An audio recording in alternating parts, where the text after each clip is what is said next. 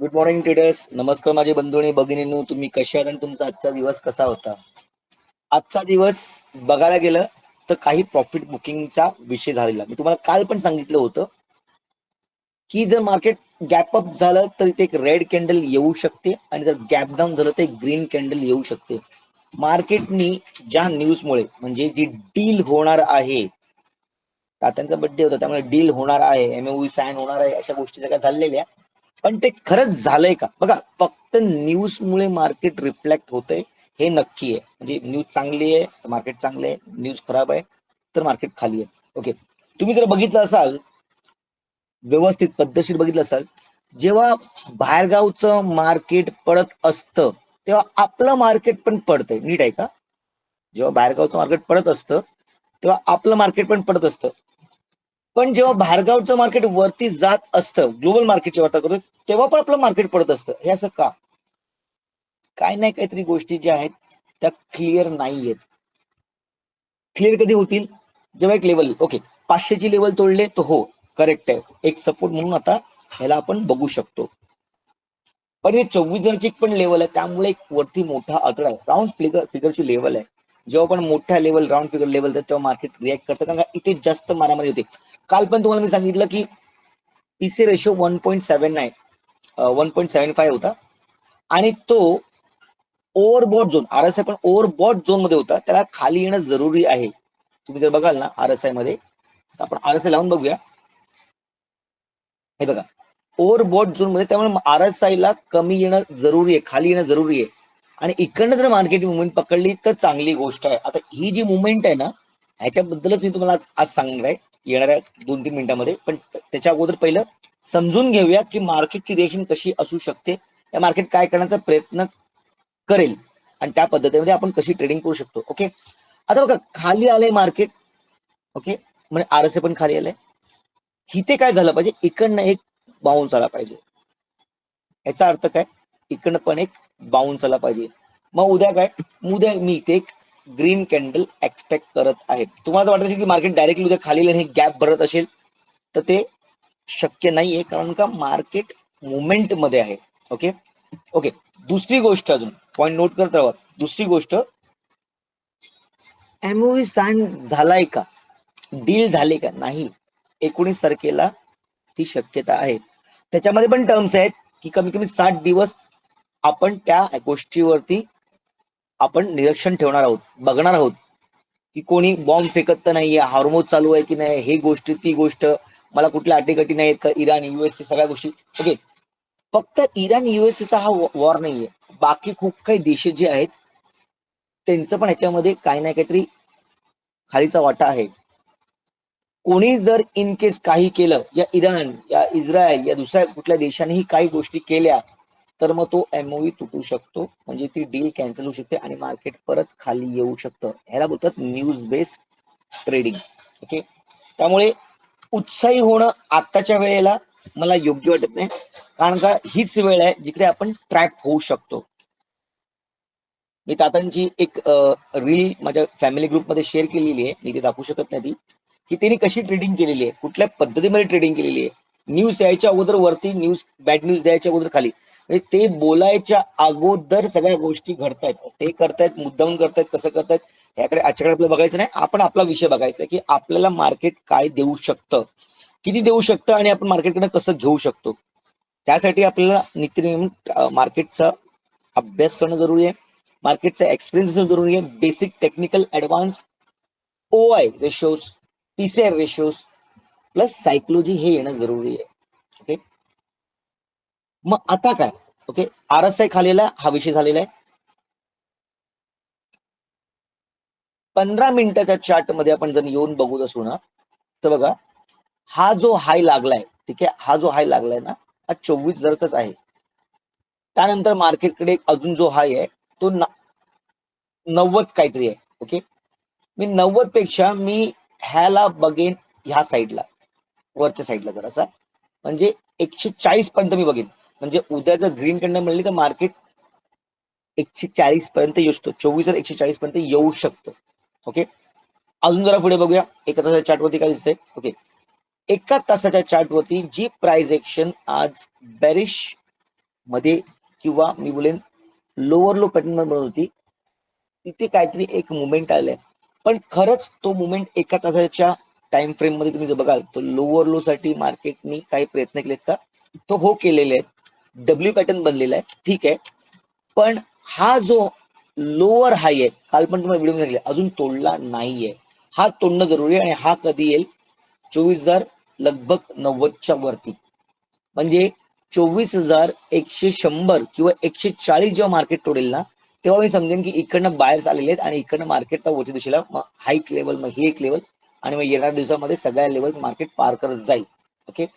पण त्या अगोदर काय झालं पाहिजे? मार्केट डायरेक्टली नाही जायला पाहिजे. नीट ऐकून घ्या आणि आपल्या गाठीशी बांधून घ्या की काय होऊ शकतं, काय नाही होऊ शकत. ओके. डेली वरती पण जर आपण मी येतोय ना, तर बघा काल आपण जसं बोललो, ते रेड कॅन्डल अपेक्षित होती, गॅप अप झालं तर, आणि जर गॅप डाऊन झालं तर एक ग्रीन कॅन्डल अपेक्षित होती. ठीक आहे. मला उद्या इथे एक अशी ग्रीन कॅन्डल पाहिजे. ही ग्रीन कॅन्डल का? तुम्हाला विचारू की ही ग्रीन कॅन्डल का? ग्रीन कॅन्डल म्हणजे का माहिती आहे? एक शांतीचं वातावरण. म्हणजे जेव्हा आपण चालतो ना तेव्हा थकतो आणि जेव्हा बसतो, त्या भाषेमध्ये जर मार्केटच्या भाषेमध्ये या टेक्निकल भाषेमध्ये बोललो ना, तर मार्केटला ते कन्सोलिडेट होणं जरुरी आहे. मार्केट पटापट पडणं या पटापट खाली पडणं हे चुकीचं दाखवतो. बघा मार्केट खाली येताना पण कसं खाली आलं, ही एक पद्धत आहे मार्केटची, जी मार्केट त्या पद्धतीमध्येच चालतं. ह्यालाच आपण बोलतो सायकोलॉजिकल ट्रेडिंग. जो विषय आपण समजण्यासाठी खूप अत्यंत आवश्यक आहे. ट्रेडिंगसाठी हा विषय खूप इम्पॉर्टंट आहे. ओके. त्यानंतर जर मार्केट कन्सोलिडेट करतंय पुढचा हप्ता आणि नंतर मुवमेंट घेत आहे, तर यस, मग एक रिव्हर्सल पॅटर्न, एक रिकव्हरी येऊ शकते. आणि इक्विटीवाल्यांची तर मजा आता आहेच, कारण का 1000 पॉईंट मार्केट वरती आलेलं आहे. ओके. 900, 850, 900 पॉईंट नक्की चाललेले. त्यामुळे 2 दिवसामध्ये इक्विटीमध्ये जरा तरी त्यांना ग्रीन दिसत असेल ही अपेक्षा करतोय. एसआयपी वाले, म्युच्युअल फंड्स वाले जरा खुश असतील. म्हणून मी तुम्हाला वारंवार बोलतोय, मार्केट पडण्यासाठी नाही आले, मार्केट चढण्यासाठी, वरती जाण्यासाठी आलेले आहे. तर सगळ्यांनीच पैसे लावले आणि मार्केट खाली आलं तर पैसे कोण लक्षात लावेल? म्हणून मार्केट वरती येणार. जेव्हा मार्केट खाली येतं ना, तेव्हा एक बाईंग अपॉर्च्युनिटी इथे होती आणि मार्केट आता त्या दिशेला चाललेलं आहे. ओके. पण इथे मार्केटला कन्सल्ट व्हायला पाहिजे, म्हणून इथे एक मला ग्रीन कॅन्डलची उद्या अपेक्षा आहे. ठीक आहे. हितपर्यंत ठीक आहे. आपली वीकली क्लोजिंग, शुक्रवारची क्लोजिंग पण फार इम्पॉर्टंट आहे. मी तुम्हाला काही गोष्टी सांगल्या, त्याच्या तुम्ही नोट करून ठेवत जा. कधी कधी काही गोष्टी डोक्यात निघतात. आपण उद्या जेव्हा मार्केटमध्ये बसू तेव्हा या शब्दांचा वेगळा अर्थ पण निघू शकतो. ठीक आहे. मी सेबी रजिस्टर्ड ट्रेडर नाहीये, त्यामुळे जी तुम्हाला सांगतो, जी तुम्हाला प्रशिक्षण देतोय, हे फक्त तुमच्या अभ्यासासाठी, तुमच्या लेवलसाठी. ह्या गोष्टीवरती कोणीही ट्रेड करू नका. त्यांना सगळ्यांना विनंती, जर तुम्ही ट्रेड करत असाल तर ती तुमची जबाबदारी, तुमची रिस्क असेल. डिस्क्लेमर दिलेला आहे, डिस्क्लेमर देणं जरुरी आहे. ओके. आता जर आपण 5 मिनिटावरती येत असू तर आपण आरएसआय काढून टाकूया. आरएसआय बघा आता ओव्हरसोल्ड झोन मध्ये यायला बघतोय, सोल्ड झोन मध्ये यायला बघतोय, या बाईंग झोन मध्ये यायला बघतोय. मग आता मार्केट इकडनं एक रिव्हर्सल घेऊ शकतो, म्हणून ती ग्रीन कॅन्डल, ह्याला सायकोलॉजिकल ट्रेडिंग बोलतो. त्याच्यामध्ये कुठलाही दुमत नाहीये. ओके. उद्या बहुतेक रेड कॅन्डल बनेल. मी बरोबर आहे, चुकीचा असू शकतो, पण हे टेक्निकल अनालिसिस आहे. ज्या मार्केटच्या गोष्टीवरती आधारित मी सगळ्या गोष्टी तुम्हाला सांगत आहे. ओके. मी लेवल्स काढणार नाहीये. ओके. मी लेवल्स काढणार नाही, लेवल्स खूप इम्पॉर्टंट असतात. बघा मार्केटने उद्या काय केलं पाहिजे, मार्केटने उद्या काय केलं पाहिजे माहिती का? आपण लेवल जरा वाढून घेऊया. ही जी लेवल आहे, डे हाय पकडूया. हा जो पॅटर्न आहे तो वरती 130, 140 पर्यंत पकडूया. जरासा वरती घेऊया. ओके. त्यानंतर जर मार्केट ट्रेड वरती राहिला असेल तर मार्केट 250, त्यानंतर मार्केट 472, ह्या सगळ्या लेवल्स आहेत. ओके. ह्या सगळ्या लेवल्स आहेत, तुम्ही बघू शकता अशा 5 मिनिटामध्ये. ओके. मार्केटने उद्या काय केलं पाहिजे बघा, मार्केटने काय केलं पाहिजे, ही जी आपली ट्रेंड लाईन वरती लागली ना, जी वर्ण आलेली आहे, त्याला मार्केटने येत ना गॅप डाऊन देऊन मार्केटने ह्याला टेस्ट करून जर गेलं ना, तर ती खरी मजा येईल. मार्केटची जी श्रेणी आहे, जी चालण्याचा प्रकार आहे, तो खूप बरा वाटेल. 920 हा झोन खूप खराब झोन आहे, कारण तुम्ही जो पहिला पण बघितला असेल ना, तर 920च्या झोनला मार्केट खूप थांबलेलं आहे.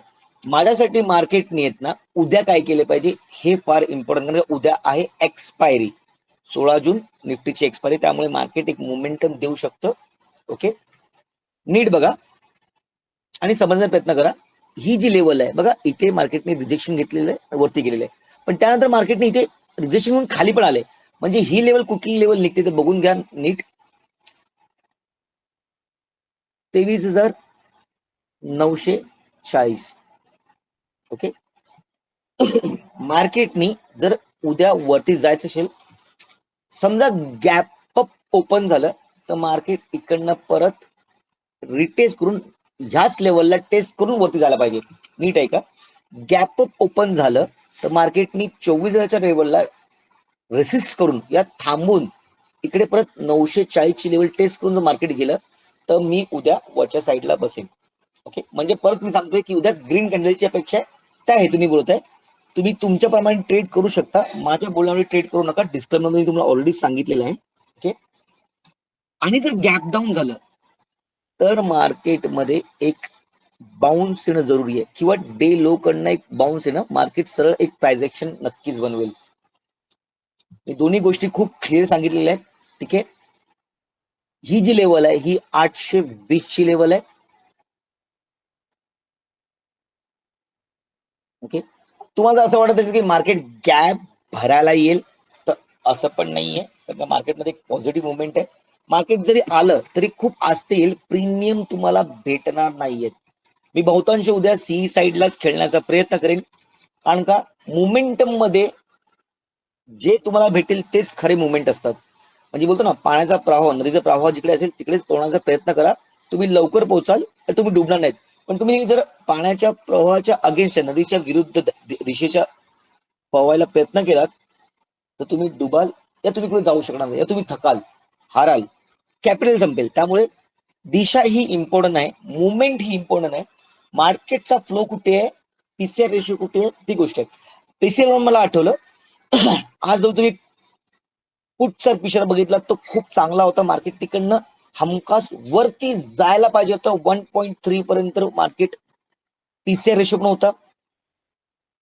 ओए पण वरच्या साईडला खूप चांगले होते, 3,500-4,000 5,000 पर्यंत गेलेले. मार्केट वरती का नाही गेलं, ह्याला बोलतात ट्रॅपिंग. हे फक्त दिसणे दाखवण्यापुरते असतं.